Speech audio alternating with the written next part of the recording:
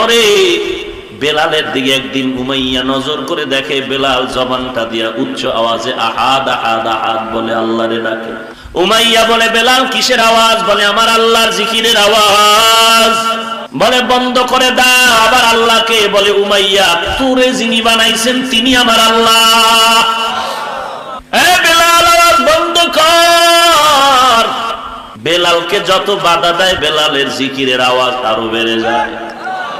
নদীর পানিতে বাদ দিলে পানির জোয়ার যেমন বেড়ে যায়, ইমানওয়ালার ইমানের উপরে আঘাত করলে ইমানের পাওয়ার আরো বেড়ে যায়। উমাইয়া বাধা দেয়, বেলাল আল্লাহর নাম আরো জোরে কয়।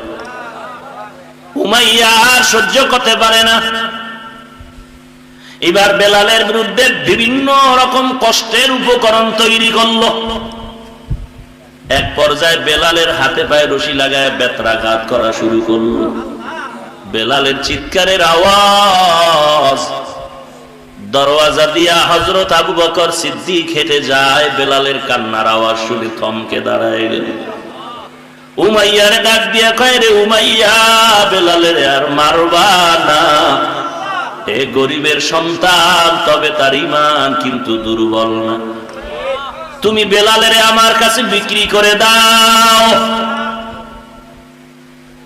অথবা আমার কাছে একটা গোলাম আছে তোমাদের লাইনের, তাকে নাও, বেলালকে দাও। বলে না না। বলে তো যদি তাও না হয় বিক্রি করে দাও, আমি টাকা দিয়ে কিনিয়ে নি। নবীজি খবর পেয়ে কয়, আবু বকর, বেলালকে যদি কিনতে যাও আমি নবীর থেকেও কিছু টাকা নিয়ে যাই। হাসরের ময়দানে আল্লাহ যখন ডাকবে বেলালের খরিদ্দার কারা, আমি নবীও বলবো আমিও বেলালের খরিদ্দার। এরে নবীর উম্মতের দল, বেলালের হাতে পায়ে রশি লাগাইয়া রশির আর একটা মাথা ঘোড়ার পায়ে বা উটের পায়ে বেঁধে আরবের উত্তপ্ত গরম বালুর মধ্যে ঘোড়া পিটার দৌড়ায়। আর ওই গরম বালুর তাপে গেলা বেলালের পিঠের চামড়া গুলো পুড়ে যায়। বেলাল চিল্লাইয়া আল্লাহকে ডাকে, আহাদ আহাদ আহাদ। ও আল্লাহ, তুমি ছাড়া আমার আর কেউ নাই। দুনিয়ার কষ্ট সহ্য করে নিতেছি, তুমি ধৈর্য দাও।